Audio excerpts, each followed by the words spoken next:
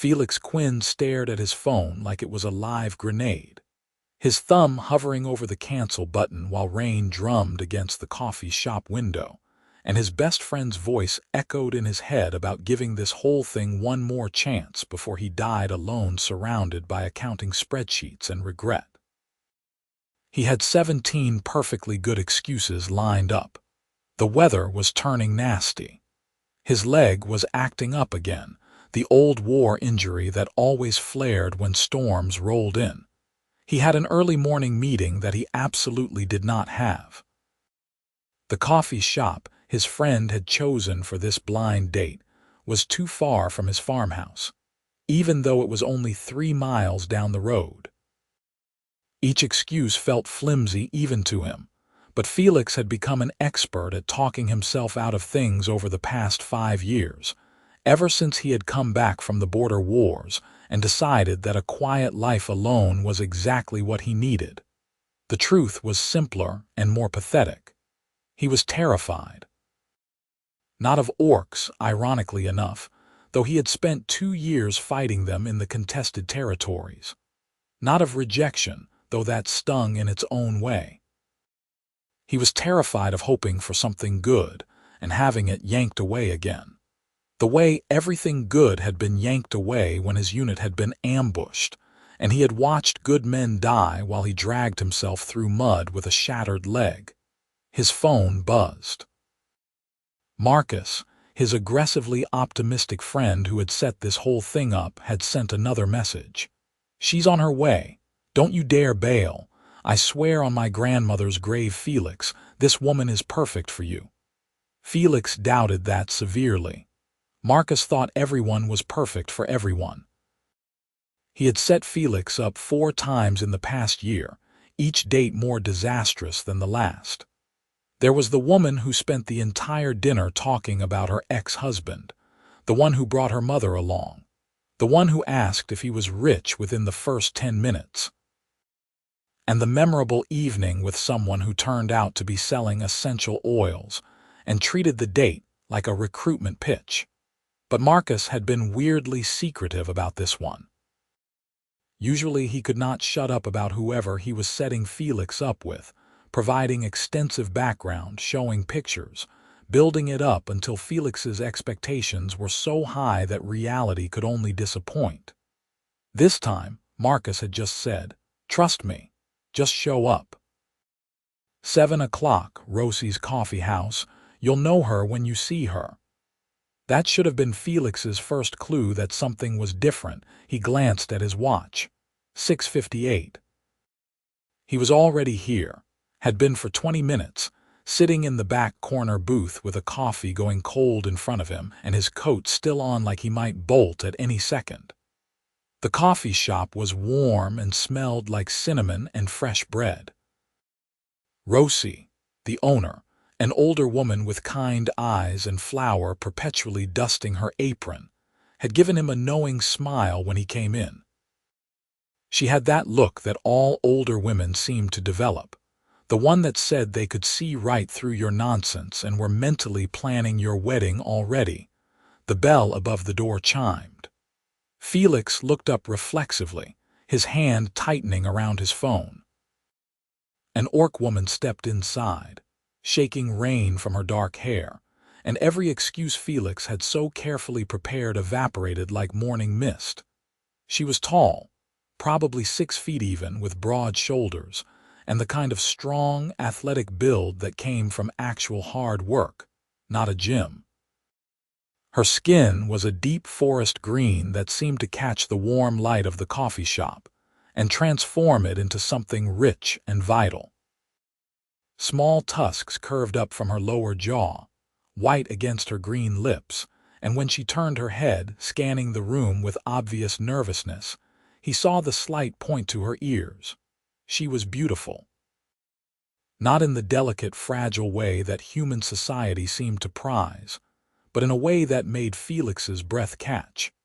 Strong features, high cheekbones, dark eyes that held intelligence and wariness in equal measure. She wore simple clothes, sturdy work pants and a green shirt that brought out the tones in her skin, and a leather jacket that had seen better days. And she was clearly looking for someone. Their eyes met across the coffee shop, and Felix saw her stiffen, saw uncertainty flicker across her face. She glanced at the door like she was considering leaving. He recognized that look because he had been wearing it himself 2 minutes ago. His body moved before his brain caught up, standing from the booth, raising one hand in an awkward half-wave. Are you here to meet someone?" She hesitated, then nodded, walking toward him with careful, precise movements, like someone trying very hard not to seem threatening. Up close, she was even more striking. Her eyes were dark brown, almost black, and held a depth that suggested someone who had seen hard things and survived them. "Felix?" she asked, and her voice was lower than he expected, warm and slightly rough around the edges. "That's me. Felix Quinn." He stuck out his hand, then wondered if that was the right move, if orcs even shook hands, but she took it, her grip firm and warm, her palm calloused. "And you are?" "Garna," she said. "Garna Stonefist, though I don't use the clan name anymore." There was a story in that, Felix could tell, but she did not elaborate, and he did not push. They stood there for an awkward moment, hands still clasped, until they both seemed to realize it at the same time and let go. "Would you like to sit?" Felix gestured to the booth. Garna glanced at it, then at him, and he saw her shoulders relax just a fraction. "Yes, thank you." They slid into opposite sides of the booth, and Rosie appeared almost immediately, as if she had been waiting for her cue. "What can I get you, honey?" Garna looked momentarily startled at being called honey, but recovered quickly. "Just coffee, please, black. Coming right up. Felix, you want a fresh cup? That one looks like it died of loneliness." Felix felt his ears heat. "Yeah, thanks, Rosie." When the older woman left, silence settled over the table like an unwelcome guest. Felix scrambled for something to say, anything to break the tension. His mind, usually so organized when it came to numbers and crop rotations and livestock management, went utterly blank. Garna spoke first. "So Marcus is your friend too, since we were kids. We grew up on neighboring farms. He's an optimist, sometimes aggressively so." A small smile tugged at the corner of Garna's mouth, and Felix found himself staring at the way it changed her face, softening the strong lines. "He told me he knew someone who would not run screaming when I walked in. I thought he was overselling it." "Did he tell you I was human?" "Yes." "Did he tell you I was an orc?" "No," Felix admitted.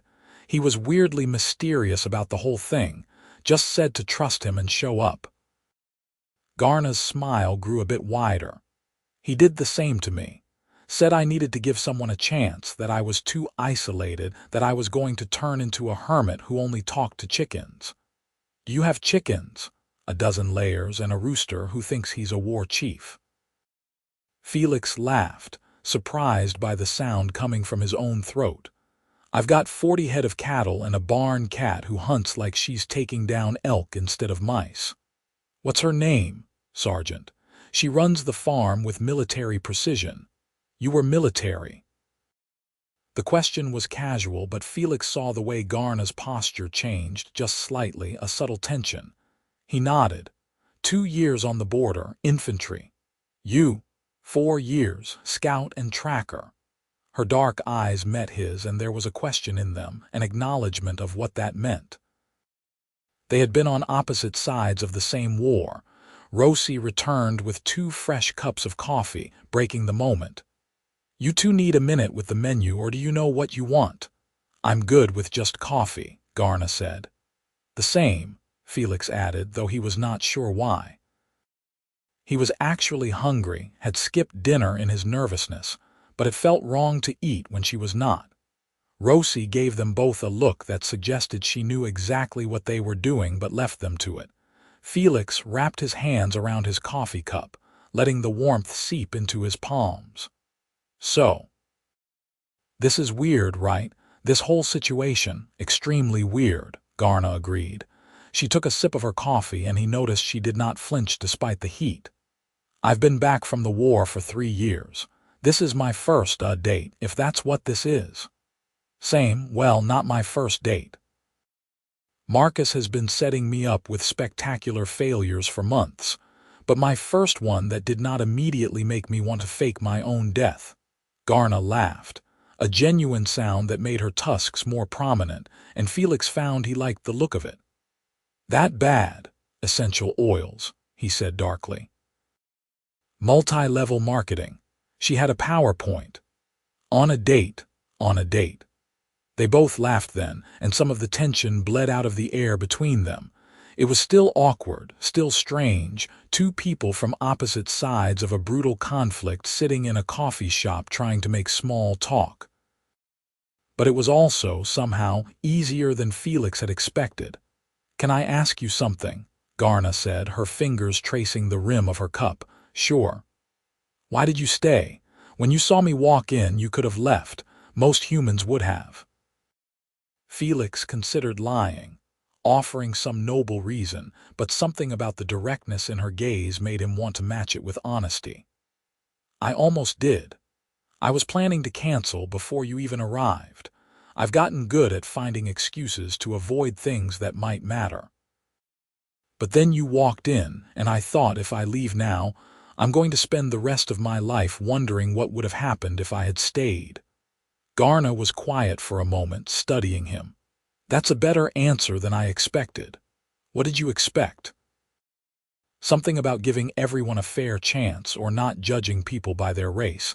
Some politically correct nonsense that sounds nice but does not mean anything. But what you said, that was real." "I'm too tired for nonsense," Felix said. "The war took a lot out of me. I don't have energy for things that are not real anymore." "I understand that." Garna took another sip of coffee. "The war took things from all of us. I left my clan because I couldn't go back to pretending humans were just monsters to be fought. I had seen too much. Human soldiers who gave water to wounded orcs, farmers who hid refugees instead of turning them in, a medic who saved my life when he could have let me bleed out." "What did your clan say?" Her jaw tightened. "That I was a traitor, that I had dishonored my bloodline. They cast me out. Told me if I loved humans so much, I could go live with them. I'm sorry. Don't be. It was my choice. I just did not realize how lonely that choice would be until I made it." She met his eyes again. "I've been living alone on a small farm for 3 years. I trade vegetables and eggs in town, keep my head down, try not to cause trouble. Most humans avoid me. Some are openly hostile. A few are kind, like Marcus. But no one really sees me. They see an orc and that's where it stops." Felix felt something twist in his chest, a recognition of his own isolation reflected back at him. "I know what that's like. Different reasons, but I know that feeling. Like you're going through the motions of being alive but not really living." "Exactly." Garna's voice was soft. "Marcus said you would understand.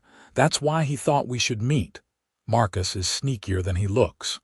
"Is he usually right about these things?" "That's the annoying part." "Yes." They talked for another hour, the conversation flowing more easily as the initial awkwardness faded. Felix told her about his farm, the challenges of managing it alone with a bad leg that made some days harder than others. Garna described her struggles with neighbors who would not buy from her directly, forcing her to sell through intermediaries who took a cut. They compared notes on livestock, discovered they both had an irrational fondness for terrible puns, and argued good-naturedly about the best way to keep deer out of gardens. The coffee shop began to empty as the evening stretched on. Rosie dimmed half the lights, a gentle signal that closing time was approaching. Felix glanced at his watch and was startled to see it was nearly 9. "I should probably let you go," Garna said, though she did not move to leave. "I'm sure you have an early morning." "Cattle don't care about sleep schedules," Felix agreed, but he did not want to go either. For the first time in years, he felt something other than the low-grade numbness that had become his default state. But I had a good time. Better than good. This was nice. It was, Garna said, and she sounded almost surprised. I did not expect that. They stood, shrugging on their coats. Felix paid for both their coffees over Garna's protests, and they walked out into the rainy night together. The storm had settled into a steady drizzle, the kind that would soak through your clothes if you stood in it long enough. Garna's truck was parked a few spots down from Felix's, both vehicles showing their age and the wear of farm life. They stood between the trucks, rain misting around them, and Felix felt the moment stretching, pregnant with possibility. "So," he said, eloquent as ever. "So," Garna echoed. "Would you want to do this again? Maybe dinner next time, actual food." Garna's smile was small but genuine. "I would like that. Saturday, I could pick you up or we could meet somewhere, whatever you're comfortable with. Meeting somewhere might be better. For now." She did not elaborate, but Felix understood. Being seen getting into a truck with a human man could cause her problems. Rosie's again. 6 o'clock. It's a date. They stood there another moment, rain dampening their hair and shoulders, and then Garna did something that made Felix's heart stutter. She reached out and briefly touched his hand, just her fingers against his, a connection that lasted only seconds but felt significant in a way he could not articulate. "Good night, Felix Quinn." "Good night, Garna." He watched her climb into her truck and pull away, her taillights disappearing into the rainy darkness before he got into his own vehicle. As he drove home, Felix realized he was smiling and that his phone was still in his pocket, the cancel button never pressed. The next few days passed in a strange haze of anticipation. Felix went through his usual routines, feeding cattle, mending fences, dealing with paperwork, but his mind kept drifting back to the coffee shop, to dark eyes and a warm laugh, to the way Garna had looked when she smiled. Marcus called on Thursday, barely able to contain his glee. "So, how did it go? I've been dying here." "It went well," Felix said, unable to keep the warmth from his voice. "Well, that's it. Come on, man, give me something. Did you like her?" "Yes, we're going out again Saturday." The squeal that came through the phone was undignified for a 30-year-old farmer. "I knew it. I knew you two would hit it off. Garna is amazing, Felix. She's been so alone since she moved here, and you've been so stuck, and I just thought maybe—" "You did good, Marcus," Felix interrupted. "Thank you for pushing me, for not telling me she was an orc because you knew I would overthink it. Would you have shown up if I had told you?" Felix was quiet, considering. "Honestly, I don't know, maybe not. The war messed me up in ways I'm still figuring out. The war messed everyone up. But it's over, Felix. We get to choose what comes next, and I think Garna could be a really good next for you if you let her." After they hung up, Felix stood on his porch, watching the sunset paint the sky in shades of orange and pink.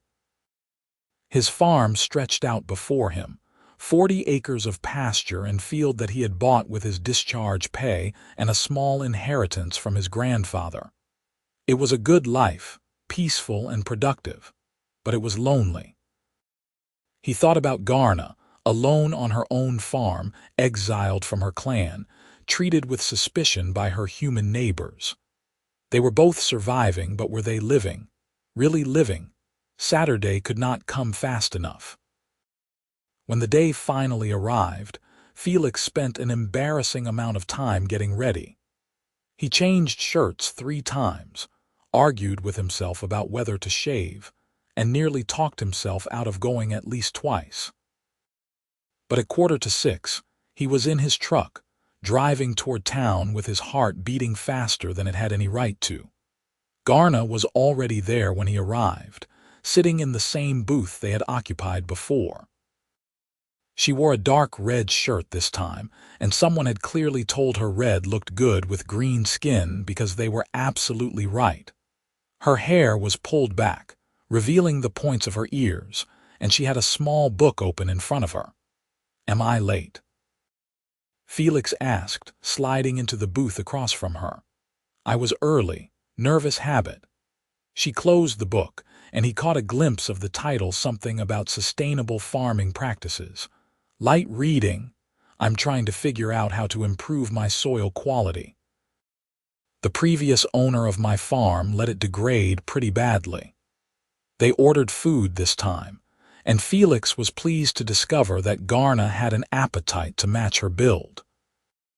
She put away a burger and fries without self-consciousness, and they argued cheerfully about the best toppings while rain once again drummed against the windows. "So I have a confession," Garna said, stealing one of his fries even though she had finished her own. "I asked around about you after our first date." Felix raised an eyebrow. "Should I be worried about what you found? Depends. Are you worried about people saying you're honest, hardworking, keep to yourself, and tip well? Those bastards revealing my secrets." Garna grinned. "I also heard you saved a kid from a frozen pond 2 winters ago. Went in after her when the ice broke." Felix shifted uncomfortably. "Anyone would have done that. But you did do it.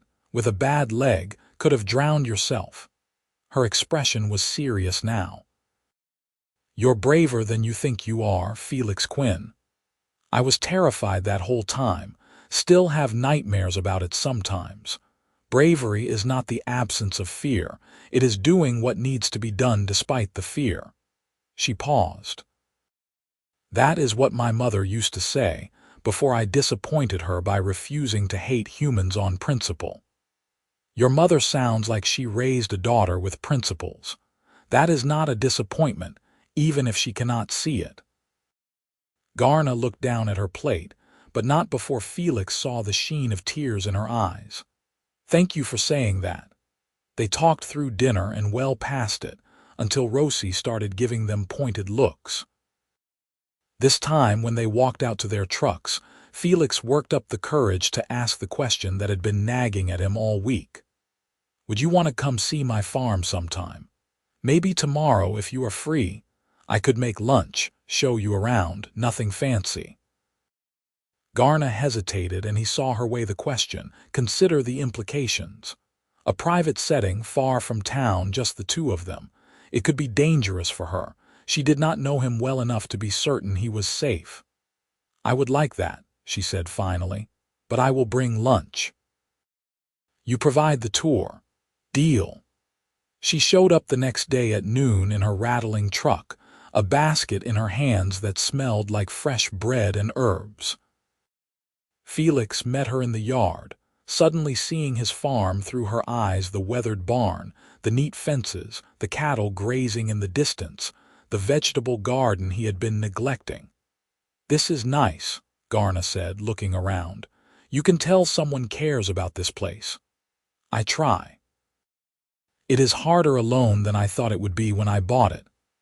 "I know that feeling. Show me around." He walked her through the property, pointing out the different pastures, the small orchard he was trying to establish, the creek that cut through the back 40. Garna asked good questions, commented knowledgeably on his livestock choices, and laughed when Sergeant the cat appeared and proceeded to strut around like she owned the place. "She does own the place," Felix said. "I just work here." They had lunch on his porch, and Garna had brought a feast: fresh bread, cheese, cold roasted chicken, and some kind of spiced vegetable dish that was better than anything Felix had tasted in months. "Where did you learn to cook like this?" he asked around a mouthful of bread. "My mother, before she decided I was dead to her."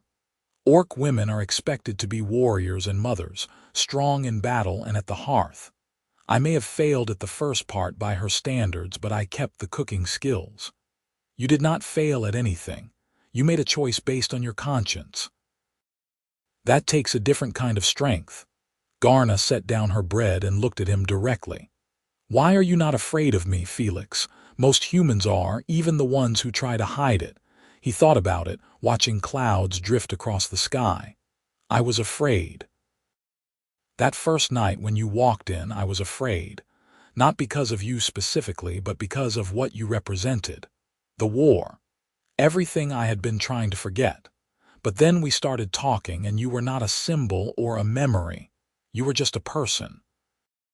A person who has been through hard things and came out the other side still trying to be good. That is not something to be afraid of. I killed humans during the war. You know that, right? I was a scout. I took out sentries, sabotaged supply lines. I have blood on my hands. So do I. I killed orcs, followed orders, protected my unit, did what I thought was right at the time. The war was brutal on both sides. He met her eyes. We can carry that with us. Let it poison everything that comes after, or we can acknowledge it, learn from it, and try to build something better. I don't know about you, but I'm tired of being poisoned. Garna was quiet for a long moment. Marcus was right about you. That I'm stubborn and occasionally stupid. That you are kind. Really kind, not just polite. There is a difference. They sat together in comfortable silence, watching his cattle graze and Sergeant hunt invisible prey in the grass. It was peaceful in a way Felix had not experienced with another person in years. Usually, company meant effort, meant maintaining a facade, meant exhausting himself trying to be normal. With Garna, he could just be. "Can I ask you something personal?" Felix said. "Yes." "Do you ever regret it? Leaving your clan, choosing this lonely life?" Garna pulled her knees up, wrapping her arms around them in a gesture that made her look younger, more vulnerable. "Every day. And also never. It is both at once. I miss my sisters. I miss the feeling of belonging somewhere. But I could not stay and be who they wanted me to be. I could not keep pretending the war was simple, that humans were just enemies to be destroyed. I met too many who showed me kindness when they had no reason to. Tell me about the medic, the one who saved you." "His name was Tom. I never learned his last name. I had been shot, gut wound, left behind when my unit retreated. I was dying, knew I was dying.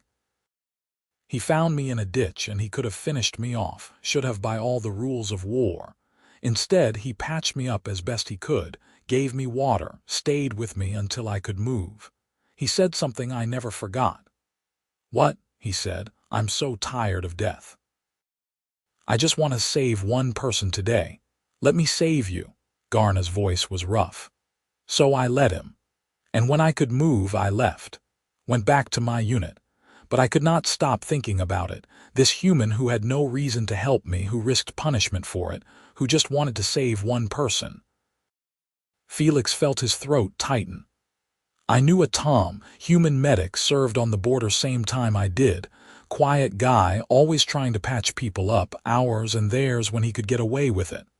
What happened to him? He died. Mortar strike on the aid station. Quick at least." Felix rubbed his face. He was a good man, better than most of us. They sat with that for a while, the weight of loss settling between them, a shared understanding of what the war had cost. "I want to try something," Garna said suddenly, "if you are okay with it."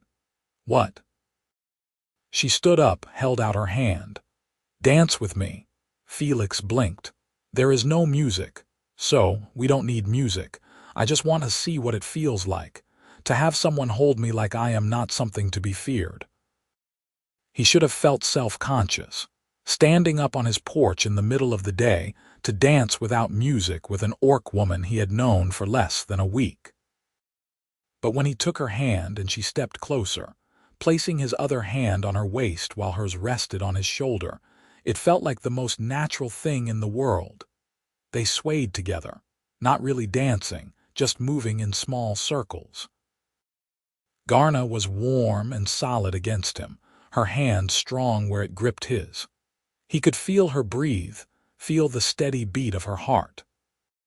She was taller than him by a few inches, which meant his face was about level with her collarbone, and he caught the scent of her earth and herbs and something uniquely her. "This is nice," she murmured. "I did not think anyone would ever want to hold me like this." Felix tightened his grip slightly. Then they are fools. They danced until Sergeant got jealous and started weaving between their legs, nearly tripping them both.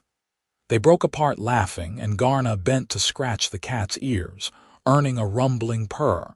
The afternoon stretched into evening.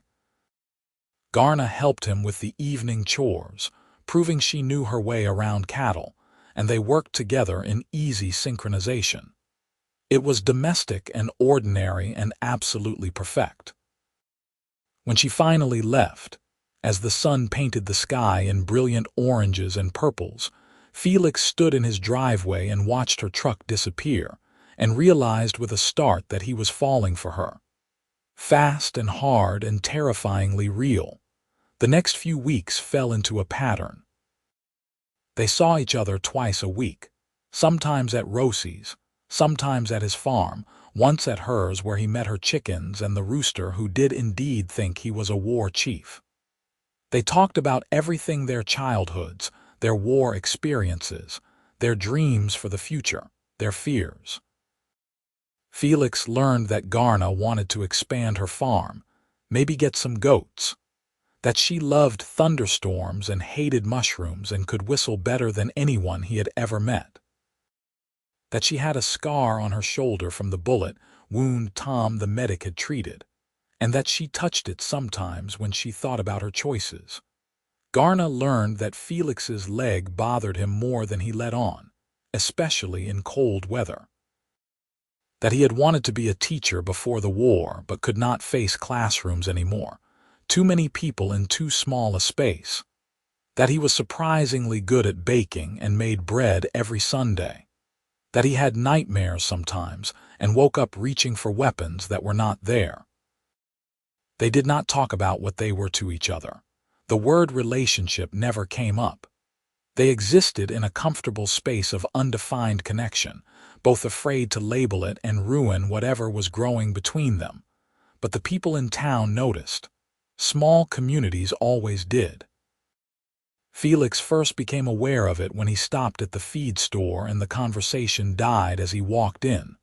The clerk, usually friendly, was curt and professional. On his way out, he heard the whispers start up again.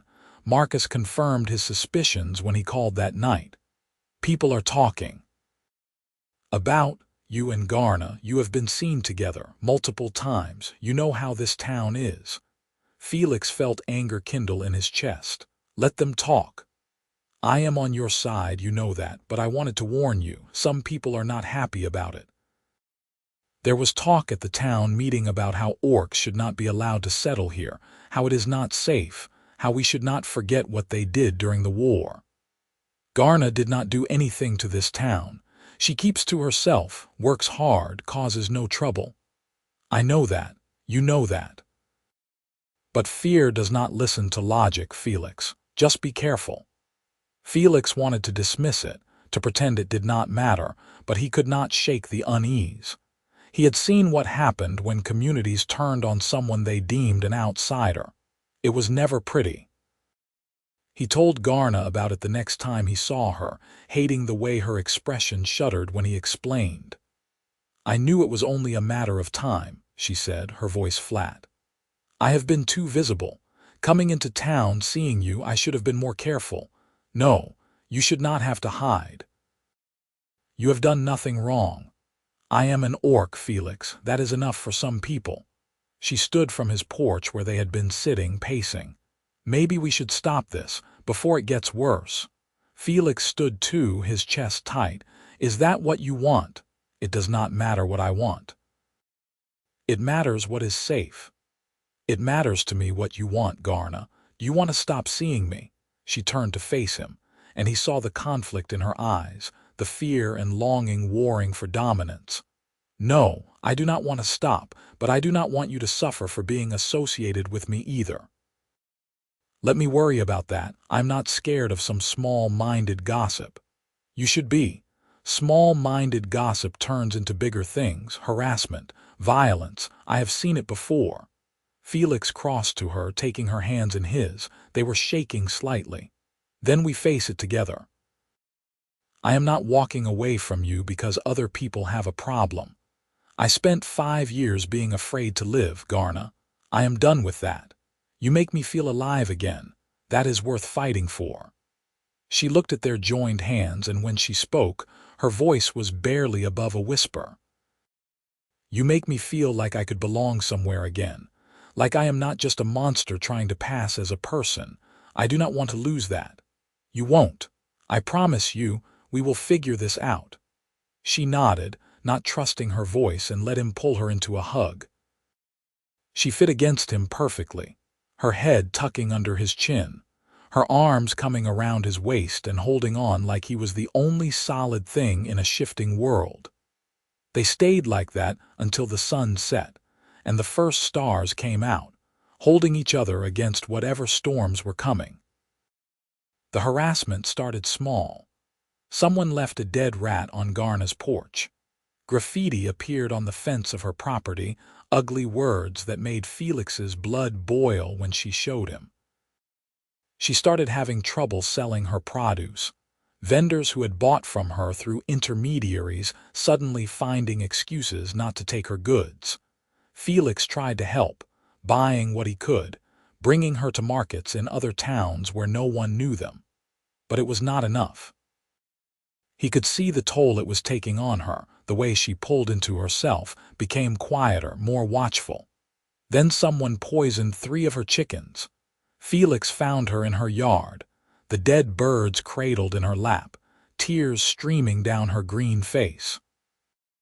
She was making a sound he had never heard before, a low keening that seemed to come from somewhere deep and broken. "I am sorry," she kept saying. "I am so sorry. I should have protected you." Felix knelt beside her, his own eyes burning. "This is not your fault. The people who did this are cowards and monsters. They are afraid. Fear makes people cruel. That does not excuse it." He gently took the chickens from her, set them aside. "Come on, let me help you bury them." They buried the chickens under an old oak tree at the edge of her property. Garna said some words in Orcish, a prayer or a farewell, her voice thick with grief. When it was done, she stood there, dirt under her fingernails, staring at the graves. "I should leave," she said. "Move somewhere else, somewhere I am not known. Running does not solve anything." "Trust me," I tried. "What do you suggest then? That I stay and let them slowly destroy everything I have built?" Felix did not have a good answer. He wanted to say that it would get better, that people would come around, but he was not sure he believed it. Small towns could be warm and welcoming, but they could also be insular and cruel to anyone who did not fit their narrow definition of acceptable. "Stay," he said finally. "Fight, not with violence, but by refusing to be driven away. Show them you are not going anywhere, and let me help." "Why? Why do you care so much?" The question hung between them, and Felix realized this was the moment. The point where he either said the thing that had been growing in his chest for weeks, or chickened out and lost his chance. "Because I am in love with you," he said, the words coming out rough but honest. "I have been for a while now, and I know it is complicated and messy and the timing is terrible, but it is the truth. I love you, Garna. I love your strength and your kindness and the way you laugh at my terrible jokes. I love how you care for your animals and how you have principles you refuse to compromise. I love that you make me want to be brave even when I am terrified. So I care because I love you, and I will fight alongside you for as long as you will let me." Garna stared at him, her dark eyes wide, her mouth slightly open in shock. For a horrible moment, Felix thought he had miscalculated, that he had laid his heart out only to have it handed back to him. Then she closed the distance between them in 2 strides and kissed him. It was not a gentle kiss. It was fierce and desperate, her tusks pressing against his lips, her hands fisting in his shirt. Felix wrapped his arms around her and kissed back with everything he had, pouring weeks of longing and fear and hope into it. When they finally broke apart, both breathing hard, Garna pressed her forehead to his. "I love you too. I was too afraid to say it, too afraid to hope for this." Hope is terrifying, Felix agreed, but it is also the only way forward. They stood there in her yard, holding each other as the sun set, and Felix felt something settle in his chest. Whatever came next, they would face it together. The town's hostility did not disappear, but it also did not escalate beyond harassment.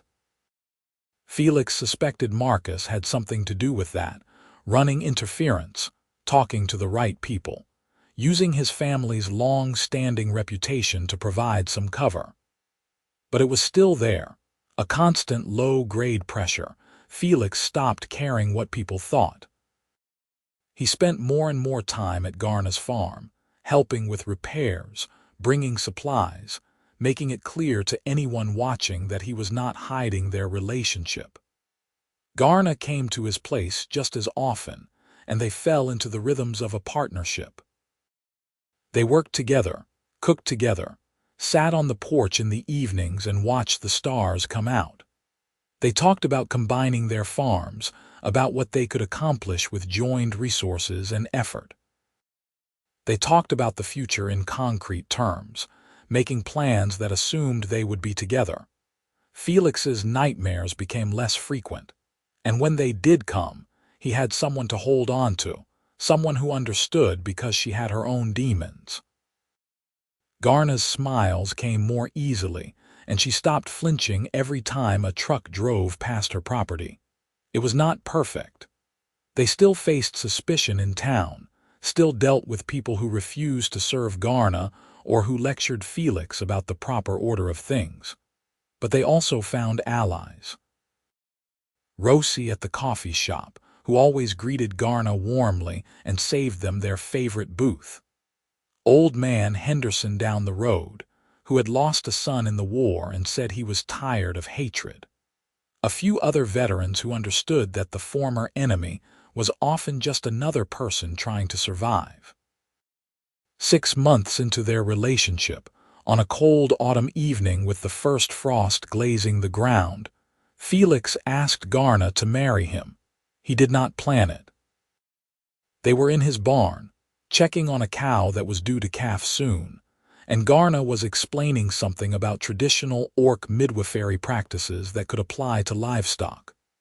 She was animated and passionate, her hands gesturing as she talked, her eyes bright, and Felix just looked at her and knew. "Marry me," he said, interrupting her mid-sentence. She stopped, blinked. "What, marry me? I do not have a ring yet, and this is probably the least romantic proposal in history, but I do not want to wait for the perfect moment. I love you. I want to spend my life with you. Will you marry me?" Garna's eyes filled with tears. "Felix, you know what that would mean. The problems it would cause. People already hate that we are together. If we got married, then they will have to get used to it. I am done living my life based on what other people think is acceptable. Are you?" She was quiet for a long moment, and Felix felt his heart hammering against his ribs. Then a slow smile spread across her face, beautiful and fierce. "Yes, yes, I will marry you, you ridiculous, wonderful man." He kissed her there in the barn with a cow watching judgmentally, and it was perfect. They told Marcus first, who whooped so loudly Felix worried about his eardrums. "Finally, I have been waiting for this. I am going to throw you the best engagement party this town has ever seen." "Marcus, no Marcus, yes, you are not hiding this, we are celebrating." The engagement party Marcus threw was smaller than he wanted but bigger than Felix and Garna were comfortable with. It was held at Marcus's farm, and he invited everyone he could think of who was not actively hostile to interspecies relationships. About 30 people showed up, a mix of humans and, to Garna's shock, 3 other orcs who lived in the region and had heard through some network Felix did not fully understand. They were cautious at first, these other orcs, studying Garna and Felix with wary eyes. But one of them, an older female with gray streaking her dark hair and ceremonial scars on her arms, approached Garna during the party and spoke to her in Orcish. Felix watched from across the yard as Garna's expression cycled through surprise, wariness, and then something like hope. "What was that about?" he asked later when they had a moment alone. "Her name is Kraga. She lives about 50 miles from here, runs a small trading post. She said she and some others have been watching me, seeing how I managed living among humans. She said I am braver than I know, and that there are others like me who left their clans or were cast out. She is trying to build a community, a place where orcs and humans can coexist. That sounds amazing. She invited us to visit, said we could learn from each other." Garna's voice was wonder-filled. "I thought I was alone, Felix, but I am not. There are others." Felix pulled her close, kissed her temple. "You are definitely not alone." The party was a success by any measure. People ate, laughed, and toasted the happy couple. A few of the older veterans got into a good-natured argument about wartime experiences that transcended species lines. Children, oblivious to adult prejudices, played together, and Felix watched a little human girl teach a young orc boy how to catch fireflies. It was not a perfect world, but it was a start. Planning the wedding proved complicated. No church in town would host them, unsurprisingly. Garna's clan would not send representatives even if invited, and Felix's family was small, just a distant cousin who sent a polite but cool note declining the invitation. In the end, they decided to have the ceremony at Felix's farm, outside under the open sky, with Marcus officiating. He had gotten licensed as an officiant years ago for a friend, and was thrilled to be asked. The guest list was eclectic farmers and veterans, a handful of townsfolk who did not care about species politics, Kraga and several other orcs from her community, and Rosie, who cried through the entire ceremony despite her best efforts to remain composed. Garna wore a dress she had made herself, dark green with gold embroidery, and she was the most beautiful thing Felix had ever seen. He wore his best suit, the one he had bought for funerals and never thought he would wear for something joyful. They wrote their own vows. Garna went first, her voice steady despite her tears. "Felix, before I met you, I thought I had to choose between being true to myself and belonging somewhere. You showed me that I could have both. You saw me when others only saw my tusks and green skin. You loved me not despite what I am but including it. You made me believe that I deserve happiness, that my choices were not failures but acts of courage. I promised to stand by you, to work beside you, to love you through every season. I promised to be your partner in all things, to share your burdens and your joys. You gave me hope when I had none. Now I give you my life, freely and completely." Felix had to pause to wipe his eyes before he could start his own vows. "Garna, I was surviving before I met you. Going through the motions, existing but not living.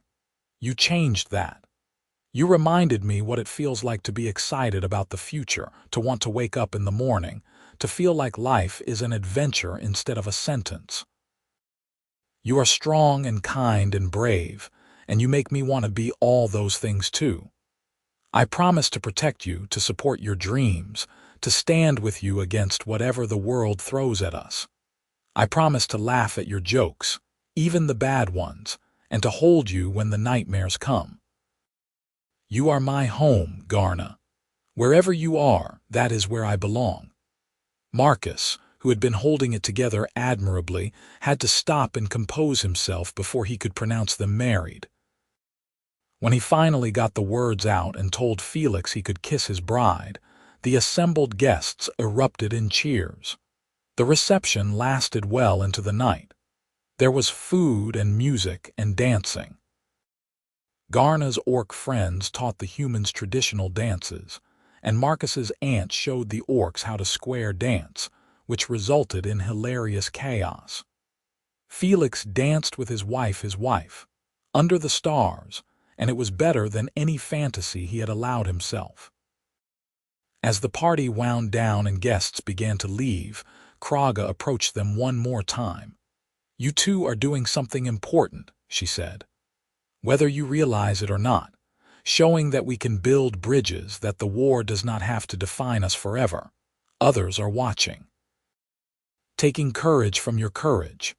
We are just trying to live our lives," Garna said. "Exactly, and that is revolutionary."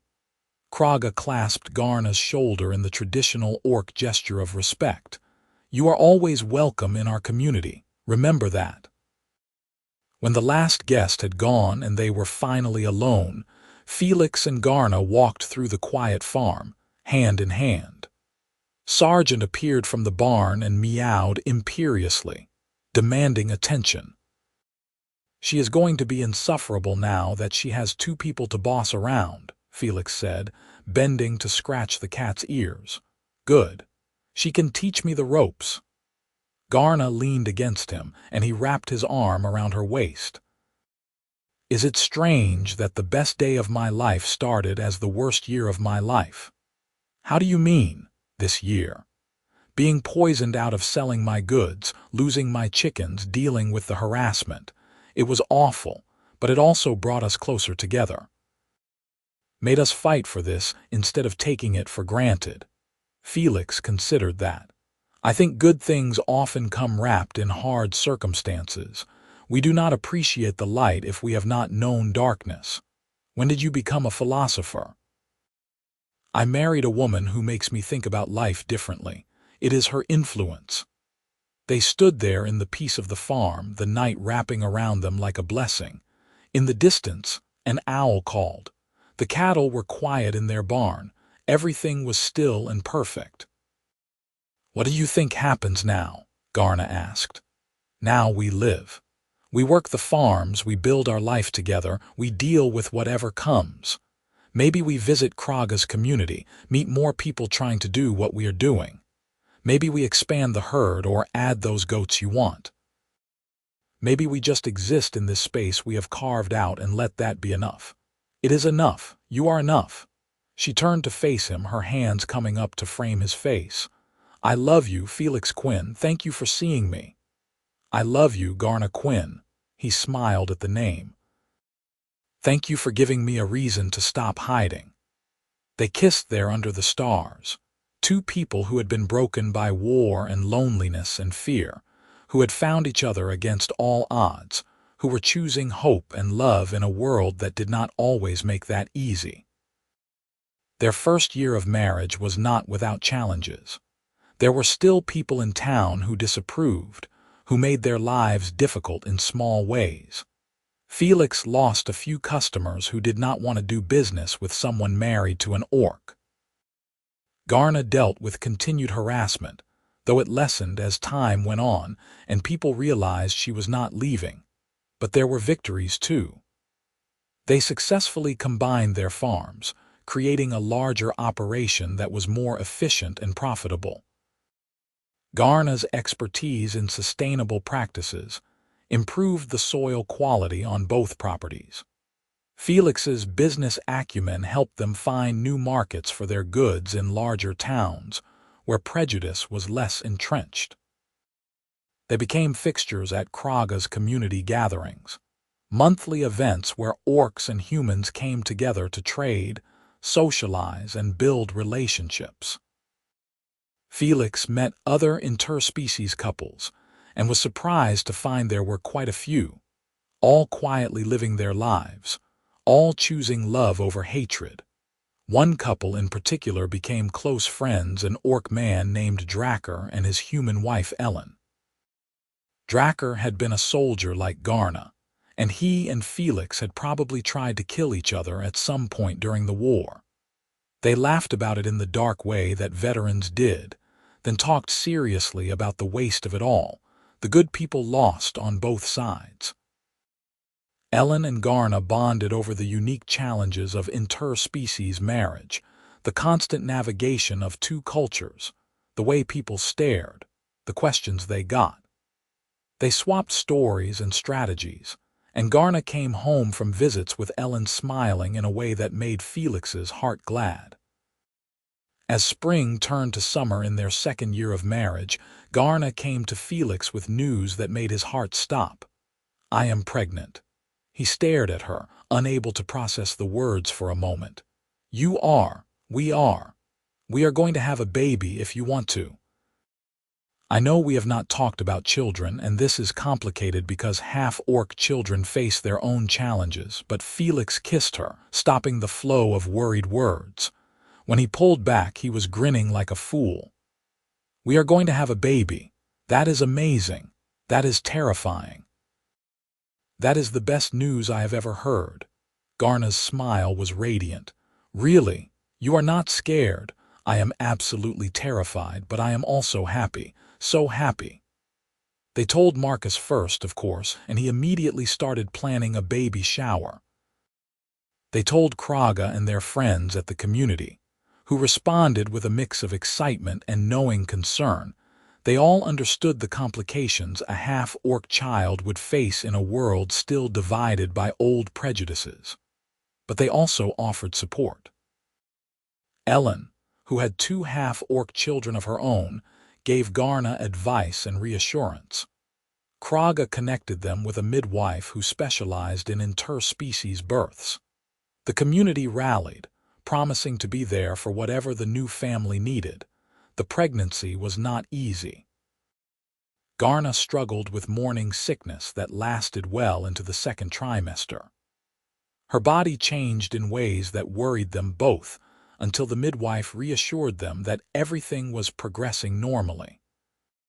Felix fretted and fussed, driving Garna to distraction with his hovering until she finally snapped at him to go do farm work and leave her alone for 5 minutes. They argued more during the pregnancy, stress and hormones and fear making them both short-tempered. But they also learned to fight fair, to communicate, to apologize and forgive. Their relationship deepened, tested by pressure and coming through stronger. On a cold winter night with snow falling soft outside and the midwife in attendance, Garna gave birth to a daughter. She was perfect. Tiny and wrinkled and absolutely perfect. She had green skin a shade lighter than Garna's, small nubs where tusks would grow in, and Felix's eyes. When she opened her mouth to cry, the sound was strong and healthy and the most beautiful thing Felix had ever heard. "What should we name her?" Garna asked, exhausted but glowing, the baby cradled against her chest. Felix stroked his daughter's soft head with one finger, marveling at how small she was, how fragile and strong all at once. "I was thinking Hope, for what she represents." Garna's eyes filled with tears. "Hope Quinn. It is perfect." They had 3 days of peace before the first rock came through the window. It happened at night. Felix and Garna were both asleep, the baby in a cradle beside their bed, when the sound of shattering glass jerked them awake.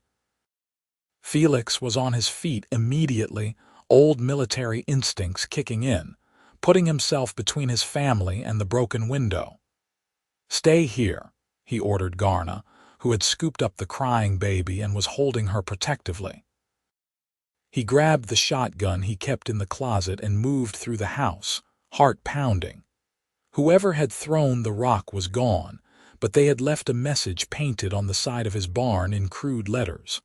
Abomination. Felix stood in his yard in his pajamas, snow soaking through his slippers, staring at the hateful word, and felt something break inside him. Not his spirit, but his patience. He was done being passive, done hoping that people would come around, done waiting for the world to change on its own.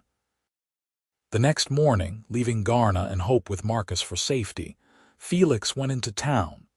He walked into the sheriff's office and demanded action. Sheriff Brennan, a tired-looking man in his 50s who had always been professionally neutral on the subject of Felix's marriage, sighed. "Felix, I understand you are upset. Someone threw a rock through my window while my wife and newborn daughter were sleeping. They painted a slur on my barn.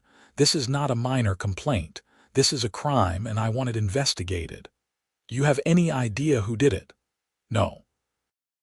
But I am sure if you ask around, someone saw something. This town is small. People talk. Brennan rubbed his face. I will look into it. But Felix, you have to understand you are making a lot of people uncomfortable. Your choices, my choices. Felix's voice went cold. My choice to marry someone I love. My choice to start a family. Those choices. You know what I mean. Interspecies marriage, it is not natural to a lot of folks, and now you have got a half-breed child. Stop. Felix's voice was quiet but sharp as a blade. That is my daughter you are talking about, and if you cannot speak about her with respect, we have nothing more to discuss. I will go over your head to the territorial governor if I have to.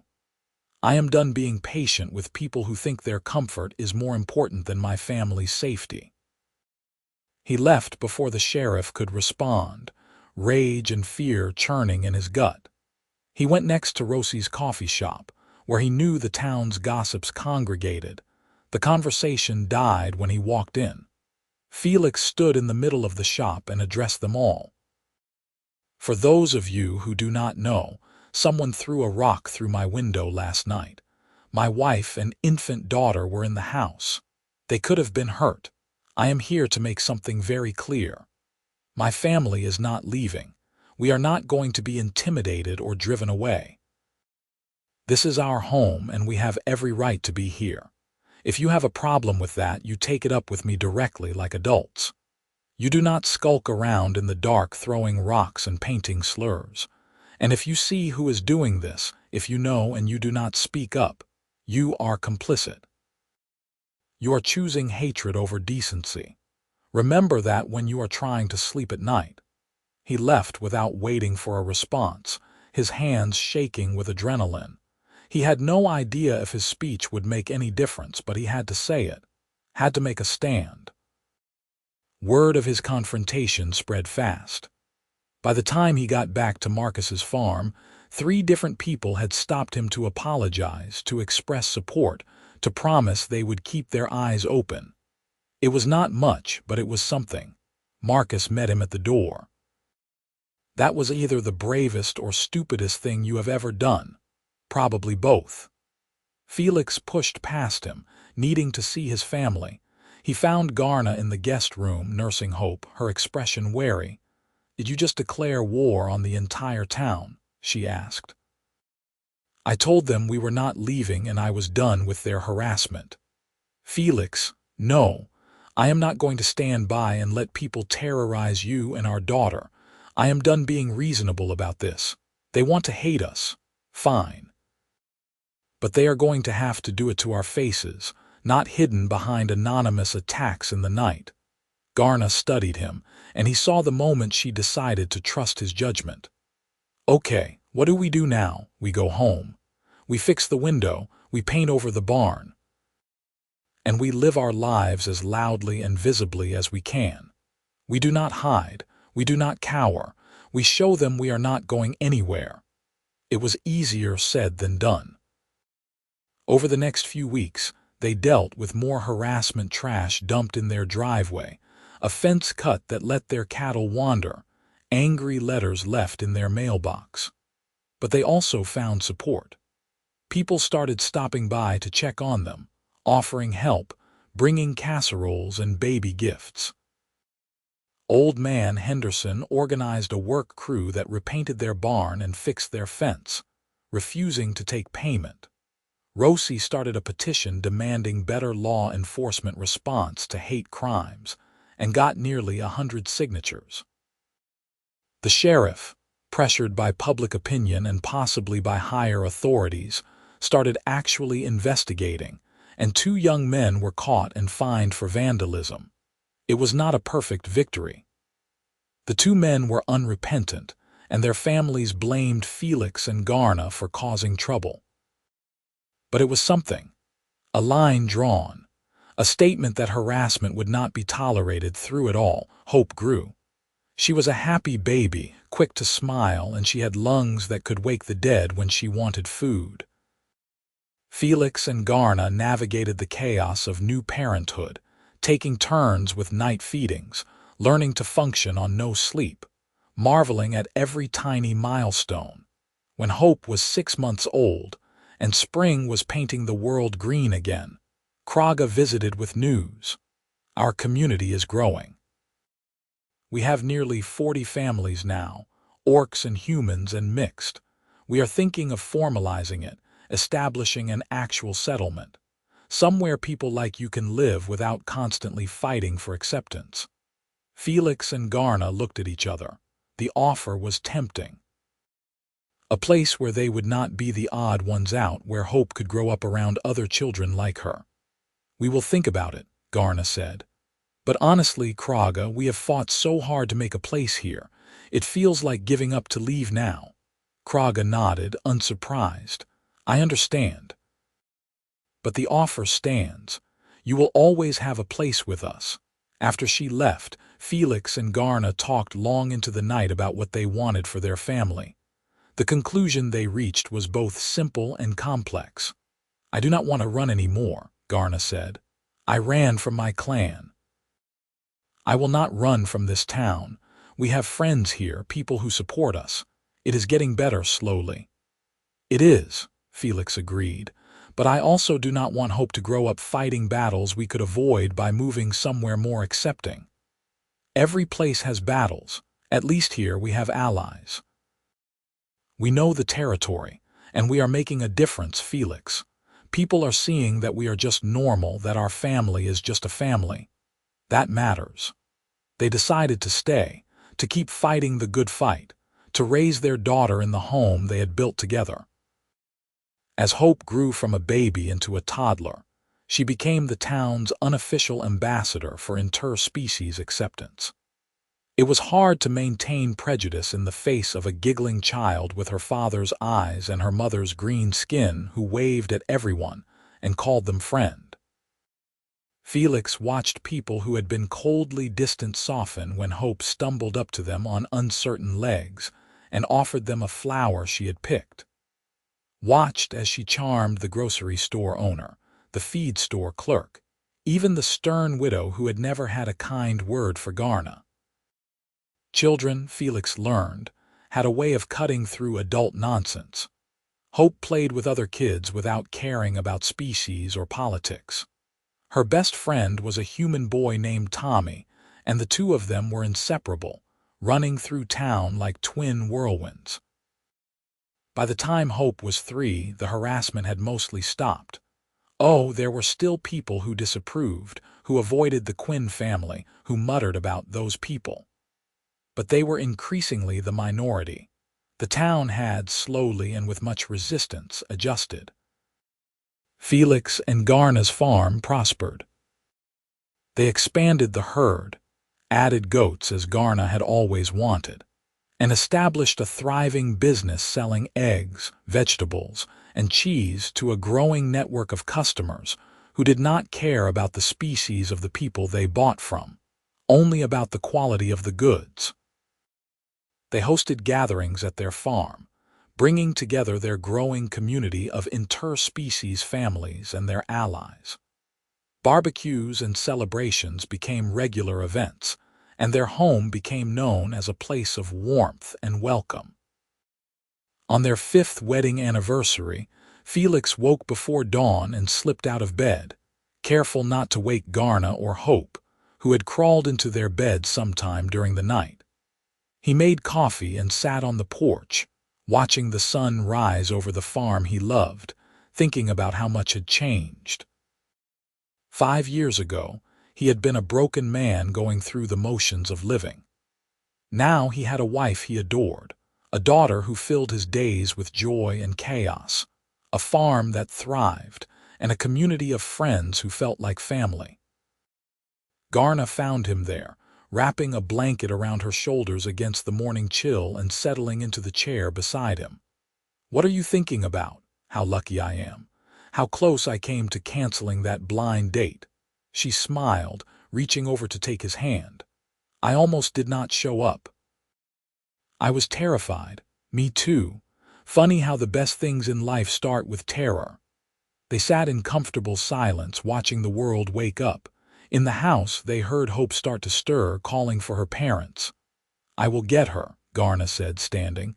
"You just sit and be philosophical." Felix caught her hand before she could leave, pulling her down for a kiss. "I love you. Thank you for taking a chance on me. Thank you for seeing me, for loving me, for building this life with me." She kissed him again, soft and sweet. "Now I really do need to get Hope before she wakes the entire county with her yelling." As Garna went inside and Felix heard his daughter's delighted squeal of "Mama," he reflected on the journey that had brought him here.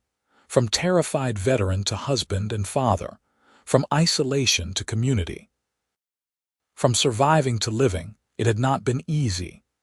There had been pain and struggle and moments where he thought they might not make it, but they had persevered. They had chosen love over fear, hope over despair, connection over isolation, and it had been worth it. Every difficult moment, every fight, every tear and triumph. It had all led here to this porch, this farm, this family, this life he would not trade for anything. Felix drained his coffee and stood, heading back into the house where his wife and daughter waited. Whatever challenges lay ahead, they would face them together. And that made all the difference. The years continued to roll forward, bringing their own share of joys and difficulties. Hope grew into a bright, spirited child who loved helping with farm chores and asking endless questions about everything. She was accepted by most of the community, though she sometimes came home with questions about why some people stared at her, or why a kid at the market had called her a mean name. Those conversations broke Felix's heart every time, but he and Garna navigated them as best they could, teaching Hope pride in her heritage, both orc and human, and helping her understand that some people's fear made them cruel. When Hope was 7, Garna got pregnant again. This time they knew what to expect, and while the pregnancy was still challenging, it felt less frightening. They had been through it before and survived. They had a community to support them, and Hope was over the moon about becoming a big sister. Their second child, a son they named Thomas after the medic who had saved Garna during the war, came into the world on a bright autumn day, healthy and loud. Hope was immediately devoted to him, insisting on helping with everything despite being occasionally more hindrance than help. The farm continued to grow. Felix and Garna became known not just in their town but in the wider region as experts in sustainable agriculture. They hosted workshops, teaching others their methods and building bridges between orc and human farming communities. Kraga's settlement flourished as well, becoming a recognized township with its own governance and growing reputation as a place where species worked together for mutual benefit. Felix and Garna visited often, bringing their children to play with other half-orc kids, letting them see that they were not alone.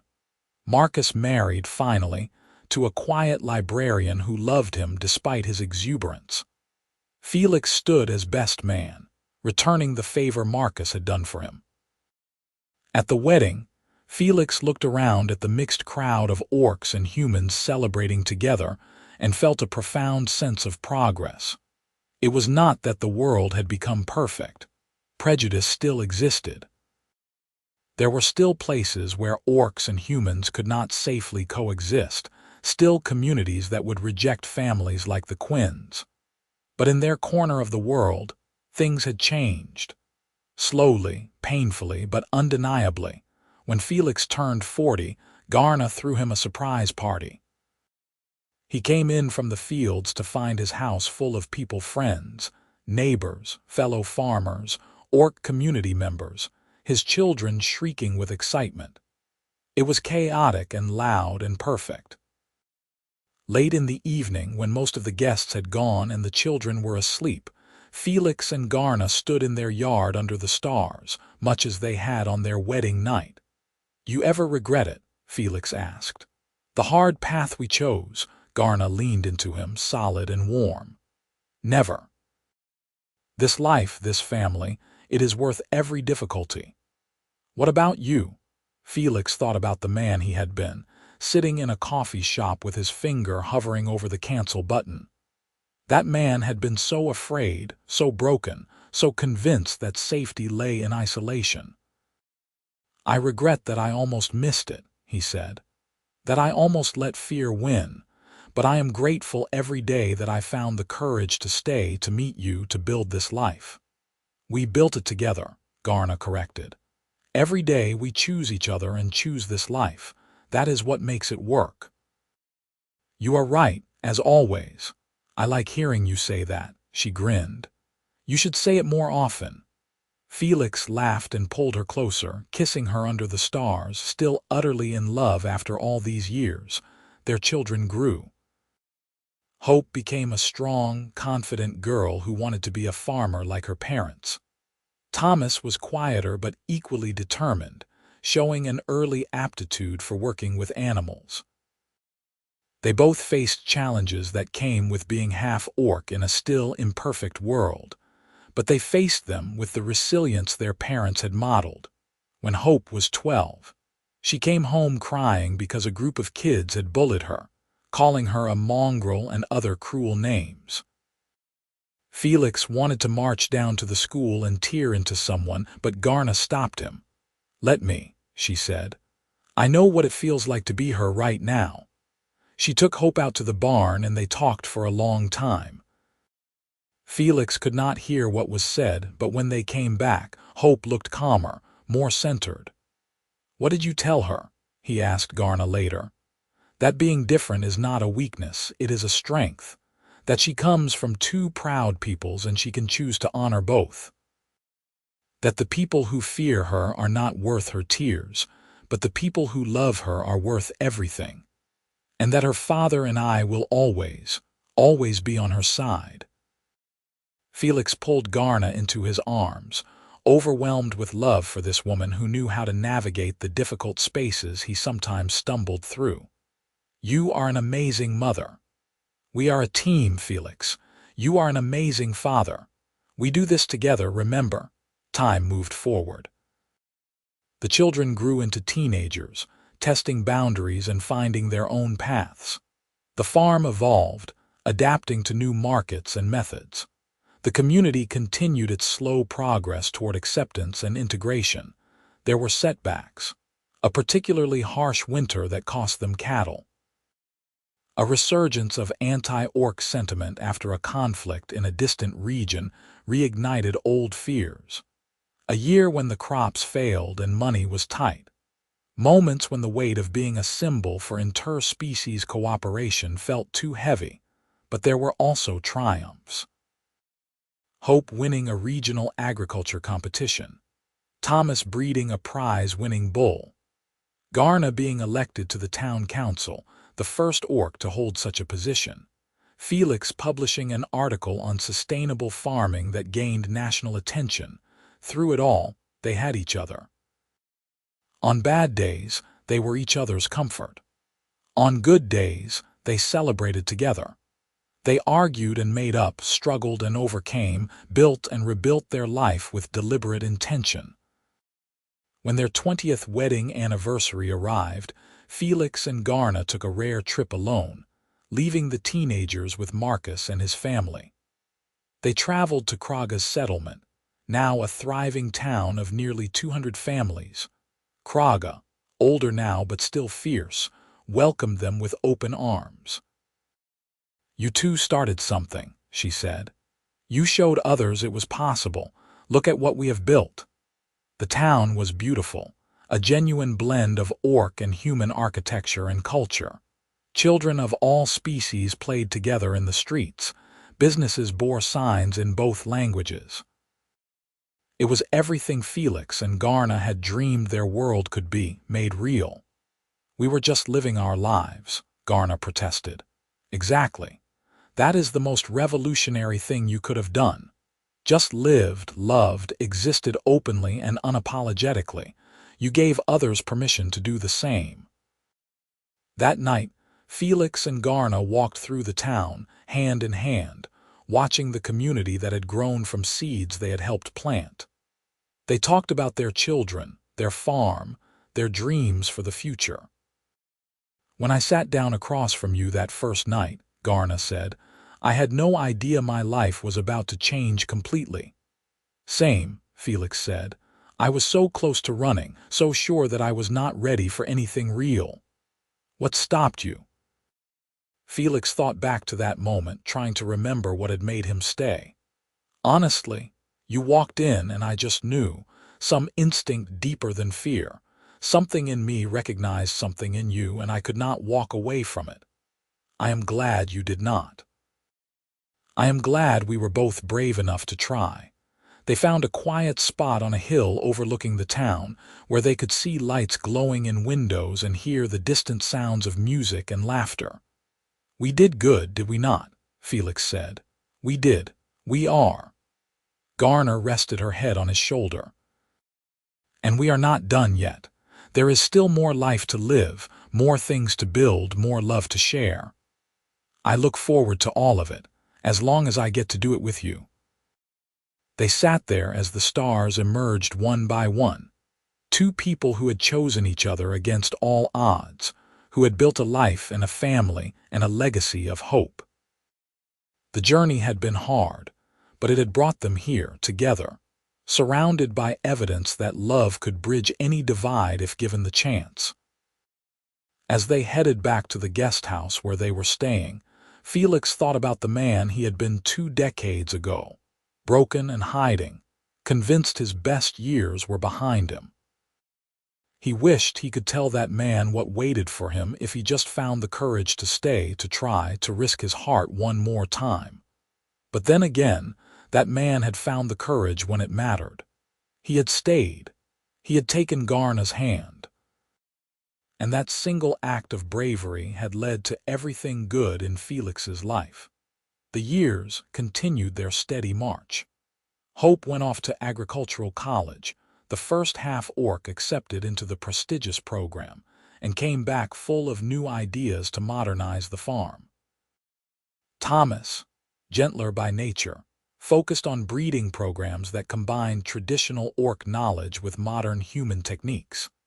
Both children eventually married, Hope to a human man who loved her fierce spirit, Thomas to an orc woman who shared his passion for animals. Felix and Garna became grandparents and the cycle continued, each generation building on what came before. Felix's hair went gray, then white. His bad leg bothered him more, until he needed a cane to get around. Garna's tusks yellowed with age, and her strength, while still impressive, was not what it had been.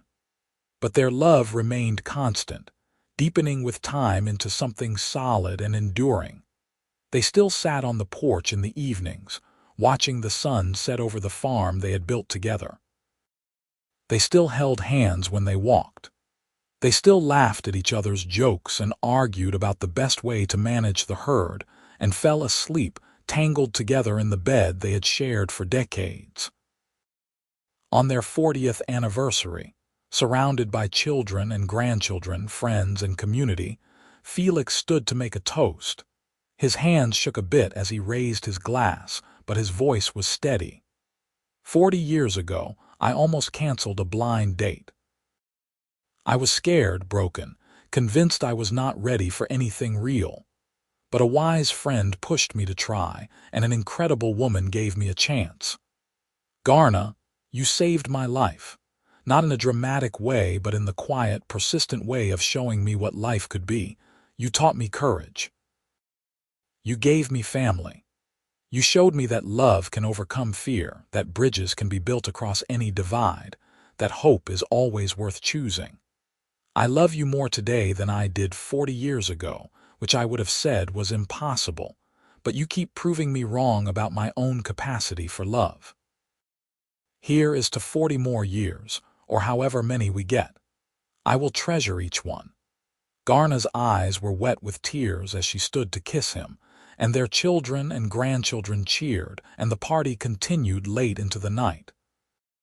As Felix lay in bed that evening, Garna curled against his side in the way that had become familiar as breathing. He thought about the life they had lived.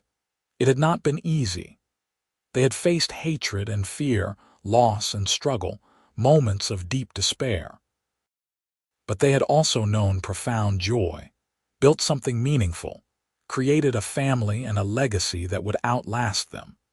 He thought about all the people who had told him interspecies marriage could not work, that he was making a mistake, that he was going against nature and reason.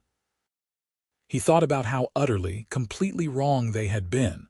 "Are you still awake?" Garna murmured. "Yes, just thinking." "About what?" "About how I almost missed all of this. How close I came to spending my life alone, convinced that was what I deserved." Garna tightened her arm around him. "But you did not miss it. You stayed. You took a chance. That is what matters. We took a chance. Both of us." "Best decision I ever made," Garna said, and Felix could hear the smile in her voice. "Mine too," he agreed. "Mine too." They fell asleep like that. Two people who had chosen each other 40 years ago and kept choosing each other every day since, whose love had changed not just their own lives, but the lives of countless others who found courage in their example. The farm would continue. Their children would carry on the work they had started. The community they had helped build would keep growing, keep striving toward a world where species did not matter, where love was celebrated regardless of the skin color of those involved. And somewhere, maybe, a scared person would stand at a crossroads, finger hovering over the cancel button, terrified of taking a risk. And maybe they would find the courage to stay, to try, to reach for hope despite their fear. Because that was the legacy Felix and Garna left. Not just a successful farm or a happy family, though those were significant. Their legacy was the proof that courage could be rewarded, that love could bridge divides, that choosing hope over fear could transform not just individual lives but entire communities. Felix died peacefully in his sleep at the age of 78, surrounded by family in the home he had built with the woman he loved. Garna held his hand as he slipped away, and her last words to him were, "Thank you for staying. Thank you for choosing me. I will love you always." She followed him 3 years later, her strong heart finally giving out after a lifetime of beating for her family, her community, her causes. She was buried beside Felix, and their headstone bore a simple inscription: "They chose love."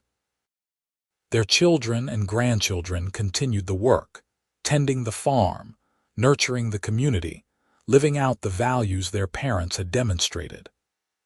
The town that had once been hostile became known as a model of interspecies cooperation, and people came from far away to see how it was done. And sometimes, on quiet evenings when the sun set in brilliant colors over the fields, the old-timers would tell stories about Felix and Garna Quinn, the human and orc who had loved each other when the world said they should not, who had built bridges with their lives, who had proven that courage and hope and love were always worth fighting for. Their story became legend, passed down through generations, a reminder that the best things in life often start with fear, that bravery is choosing to stay when every instinct says to run, and that love, real and true and hard one, can change the world. Felix had been right all those years ago, sitting in a coffee shop with his finger on the cancel button. He had no idea what was waiting for him if he stayed, but he had stayed. He had chosen courage over fear, and that choice had made all the difference.